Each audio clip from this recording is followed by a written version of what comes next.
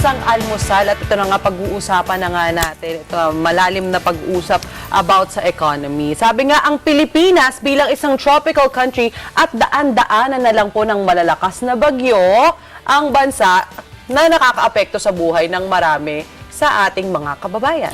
Ang mga bagyong ito ay nakakaapekto din sa takbo ng ekonomiya ng bansa. Pero hindi lang din naman bagyo o mga kalamidad, no? Kundi marami pang mga aspeto ang dapat nating i-consider kung ang pag-uusapan natin ay ang ating ekonomiya. Kaya naman ngayong umaga, iintindihin natin ang lahat ng yan sa tulong ng ating special guest, ang dating economic advisor ng presidente ng Republic of Palau at ngayon ay Chief Strategy Officer ng DCP Managers Incorporated, Mr. Ace David. Good morning, Sir Ace. Welcome sa Pambansang Almusal. Oo, parang medyo itong ngayong umagang ito, hindi lang syempre yung mga televiewers natin ang ma-enlighten sa ganitong usapan, kundi parang tayo din. Kasi ako hindi na ako magmamarunong, Sir Ace, ha. Talagang ako, medyo wala ako masyadong idea pagdating sa economy. Kaya perfect lang talaga. Teka lang, speaking of economy, ano ba talagang ekonomiya o economy na sinasabi natin? Alright, siguro bago yan, sagutin muna natin yung, kasi di ba may dumaan nga na bagyo, yung Lando. Ano ba ang epekto nito sa ekonomiya? Correct. Actually, dalawa yung effect niyan eh. Isang positive tsaka isang negative. Parang ang bilis ng panahon, naalala ko nung nakaraan yung Yolanda eh. Opo. Yes, Halos pareho sila ng epekto. Maniniwala ba kayo na kung kailan may bagyo na ganyan, tsaka tumataas yung ating OFW remittance? Totoo. Sa bagay, So, sa isa yan. bagay. Oo nga, ano? Isang bagay yan. So, tumataas ang ating OFW remittance. Pangalawa, magkakaroon yan ng mga reconstructive processes. Kasi yung mga nasira, kailangan palitan. Ayun. Yung relief goods. Ang relief goods kasi, may kinalaman yan sa GDP, sa gross domestic product kasi these are finished products na naka-warehouse lang eh. Ayun. Naka-warehouse lang yan. So, i-deliver natin doon. So, may tracking service, may mga pagpapadala doon. So, papalitan mo naman ngayon ng bagong stock yun. So, gumagalaw. So, gumagalaw. So, yan. Yun ang unang aspeto ng ekonomiya, paggalaw. Kasi transaction yan eh. Kanina, natanong ninyo, ang ano bang ekonomiya? So, isa yan sa factor na dapat maintindihan ng ating mga manonood, ang paggalaw ng piso. Transaction, buying and selling yan eh. Halimbawa, may binili kang isang produkto. Bago mo makuha yung isang produkto, babayaran mo siya. So may datos tayo ngayon sa World Bank at saka sa ADB. Ang tinitignan natin na datos ngayon ay yung kanilang forecast. Ano ba ang forecast ng World May Bank? forecast din. May forecast din. Kasi may econometrics yan eh. May sariling matematika ang economics. May sarili siyang kasi maraming misconception, akala nila usapang pera, di ba? Ang economics usapang ano ang level, ano ang lusog, para medyo mas ma-relate natin. Correct. Ano ang lusog ng ekonomiya ng isang bansa? Ang forecast ng World Bank is around 6.5%. Ang ADB naman is 6.3%. So kung mapapansin nyo, hindi naman sila nagkakalayo. Alright? Mas maganda sa outlook ng ADB kasi it's within our region. So ano ba yung 6.3%? 6.3% of what? Oo nga po eh. 6.3% nung nakaraan. Ang sinusukat nila kasi is gross domestic product. Ano ba yung gross domestic product? Lagi natin naririnig yan. Yes. GDP. Alright? Para sa ating mga tagapanood, ang GDP po ay gawa dito sa Pilipinas. Ayun, sarili pwede rin, ano? natin. GDP Diba? gawa Dito sa Pilipinas. Oo. So lahat ng mga produktong na nandito sa Pilipinas, ginawa dito, produkto o serbisyo, yun yung konsepto ng gross domestic product. Mas naintindihan ko yun ang sinabi ni Diba? Sir Ace. Gawa dito sa Pilipinas. Kasi Yes. binabasa ko yung gross domestic, parang tagtitisyo na ako.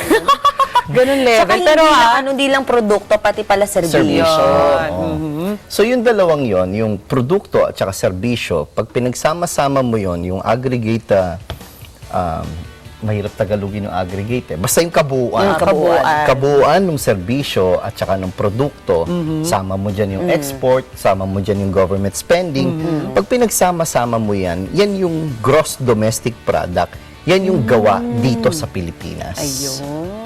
ganon. Nako. So ano pala yun? Lahat yun apektado lahat. Yung Yes. galaw nun. Yun Correct. pala yun, Teka lang, may tanong po ako. Ito talaga personal question ko. Yung forex change, yung palitan ng forex Peso. exchange. Kasi di ba, may mga ibang bansa na napakadaming zeros. Halimbawa, yung nagkukentuhan po kami, kung pupunta kayo ng Vietnam, ang $100 nyo ay para mga 2 million doon. Bakit may mga bansang napakadaming zeros? Nasa ano kasi yan nasa katatagan ng ekonomiya nila. Kasi ang ating palitan, ang ating basihan, kasi ang international currency natin is US dollar, di ba? Yes. Ang ibig sabihin, magkano ang pera mo, ang value ng pera mo sa equivalent ng US dollar. Bakit? Kasi yan ang ginagamit natin sa international trade. Lalo tayo, kailangan natin ng langis. Yes, yes. Diba? Lahat ng bibilin natin, lahat ng mga produktong imported, at ang pinaka-importante, yung pinaka-utang panlabas, foreign debt. Ang pambayad mo kasi dyan ay yung piso mo. Ngayon, gaano katatag ang ekonomiya mo, doon mo mapapakita kung paano mo bababayaran yung value ng peso mo sa pera na inutang mo sa utang panlabas. So, hindi po ibig sabihin na maraming zeros, medyo mababa ang ekonomiya. Hindi pala ganun. Hindi naman. Pero syempre, ang pinaka-ideal, 1:1. Diba? 1 peso, pero umabot tayo sa ganyan. Kung Opo. naalala nyo, kaya lang, mga mukhang bata pa kayo. Hindi, pero yun, Oo, nabalitaan nung natin panahon yun. niya ng Presidente Marcos. Tama ba? Na umabot daw na 1:1 ang piso sa dolyar. Ganong level. Ay, kailan kaya ulit mangyayari yun? Sana mangyari soon, di ba? Oo, di ba? Pero ito merong mga sinasabi yung mga taong bayan na hindi naman nararamdaman ng paglago ng ekonomiya. Bakit ba may mga ganon na hindi raw nararamdaman? Ano ba yung, paano ba mararamdaman at paano yung hindi nararamdaman? Oo nga Yeah. Simulan natin sa isang positibong pananaw. Kasi I'm a very positive person. Yes. Ang problema kasi minsan, nakakalungkot, minsan politiko pa yung nagsasabi na hindi naman nararamdaman, hindi nakakarating sa pagkainan. Unang tanong, ano bang ine-expect nila sa isang malagong ekonomiya? Ang ibig bang sabihin nun, ang gobyerno magdadala sa iyo ng pagkain Pagkain, sa totoo. pagkainan ng iyong dadamitin? Hindi yon. Kasi ang primary na mandato ng isang gobyerno is to serve and protect. Hindi naman sinabing serve and provide. Hindi. Pero pwedeng spoon-fed lahat, di ba? Oo. So, ano yung lusog na ekonomiya? O, gano'n natin mararamdaman? Sige, ordinaryong tao, pansinin ninyo. Dati, I don't know kung how, kasi tingin ko sa inyo, mga 18 and 19 Oh, no? wow. Alam niyo po. Sir Is, dapat lagi kayo nandito Nagpapaganda ng umaga namin. Hindi kasi... Net 20 po kami. Okay. So sorry. Mas matanda joke na lang, pala ng joke. isang taon. Hindi kasi pansinin ninyo, mga 3 or 4 years ago, pagka nauso kasi pa noon, during the time is prepaid phone. Oh, yes. Pansinin nyo noon, pagbili mo ng isang load, mga 300 pesos yun, yung card. Pansinin mo ngayon, even 1 peso. Correct. May ano Diba? na, piso Daming load. promo. Ang daming promo, masa load, mga unlimited. ganyan. Naging ibig sachet sabihin? country tayo. Exactly, retail, di ba? Opo. It became a retail business. Doon pa lang, isang aspeto yon na maiintindihan mo na yung ekonomiya, medyo makikita mo yung pagtaas ng antas. Kasi doon pa lang, example lang, simple lang yun, Simple lang yung cellphone load. Ngayon nga, sabi nga nung kasama ko kanina, nagmamaneho sa akin, pag wala daw siyang load, nakakautang pa siya sa smart. Correct. Ay, ganun na. Oh, may mga ganun pa. na. So, pag nag-load ka, later on, ide-debit naman sa yon, ibabawas naman yun. correct. Isa yon. Pansinin nyo ngayon. Halimbawa, alam nyo na nagsisimula ako sa corporate, medyo, syempre, mahina pa sweldo, di ba? So, may mga ka-opisina ako na naka-signature na. Aba. Okay? Gusto kong sumabay, hindi ko kaya. Kasi yan ang economics Management of resources. Ano ba ang problema sa management of resources? Laging may scarcity, kakulangan. So, paano mo pupunuan yung kakulangan? Hindi ko kaya bumili ng signature sa ang hirap banggitin ng mga brand no? LV, lumang vag. Gusto ko yun. May natutunan ako. Yun lang ngayon. yung akin. LV ko is lumang vag. Yan yung padadala ko sa wife ko ngayon. Sige. Kagaya nun, no? Hindi mo kayang bumili sa mamahaling shopping malls, di ba? Ang gagawin mo, ibili ka sa ukay-ukay. Ay, correct. Yan Gising is mahal, pero... manifestation din yan ng paglago na ekonomiya. Bakit? naka-mushroom ang UK eh. First time ko nga magkaroon ng signature. From ang- UK? Oo. Talaga? Ang basa ko pa nga, Guy Laroche eh. So talagang trying hard that time. No? Yung Guy Laroche pala eh. Kala ko Guy Laroche. Gila Roche pala yun. May natutunan naman ako. Nagpalitan lang kayo, LV at saka O, Guy pansinin, Laroche. oo nga, pansinin nyo pa, ngayon may mga government mandated na kagaya ng pag-ibig. Makakahiram ka makakautang ka ng pagbili ng bahay o ng kondo up to 5 million pesos. Oo nga, no? So, may PhilHealth. Yes. Pwede kang ma-hospital ng medyo may comfort level ka. Di ba? So, yun yung mga bagay na maiintindihan mo dahil yun yung mga available ngayon na resources. Dati wala yan. O kaya, medyo mahirap yan. Ito I-achieve. yung hindi na realize ng ating mga ibang kababayan, no? Na kasi nagiging basehan lang talaga ng pagtaas ng ekonomiya, yung hirap nila sa buhay o yung wala silang makain, di ba? Hindi naman pala responsibilidad ng ating pamahalaan yun. Correct. Kumbaga sariling pagsisikap na natin yun, totoo lang, diskarte lang yan eh. Oo. Di ba? Totoo. Parang, yun din naman yung iba, karamihan din naman ng mga Pilipino, kaya naman nagsusurvive, kasi madiskarte din naman. Tama yun. Oo. Tama May yun. mga iba lang talaga na parang medyo wala sila sa mood gumawa ng diskarte. Totoo. Kaya naman sila yung mga napag-iiwanan ng konti. O, diba? At syempre, paano mga katanungan pa tayo kay kay Ano po ang ma-advise nyo naman sa ating mga mga manonood po para sa kanilang kung sila man ay nakakaisip o nakakaramdam ng hindi paglago daw po ng ekonomiya, ano naman ang maipapayo nyo po sa kanila? Everyone must work. yun. Kasi available naman talaga ang trabaho eh. Minsan lang kasi mapili. 'Di ba? Totoo. Yun yung economics. Ang alin mo ang economics galing yan sa salitang oikos tsaka nomos. Ibig sabihin management of household. Ano ibig sabihin nun? Laging may kakulangan eh. Lagi mo ang kulang is pera eh. So you have to increase your productivity. Kailangan maghanap ka ng trabaho. O kaya habang nagtatrabaho ka, sipagan mo. Yun. Di ba? Kung kaya mo pang rumakit ng iba, kagaya ng halimbawa, mga kasama natin dito. Kung meron namang ibang part-time na pwede silang gawin. Yes. Di ba? Sa ibang bansa nga, doble trabaho. Double job. The reason why, because kailangan nilang mag-cope.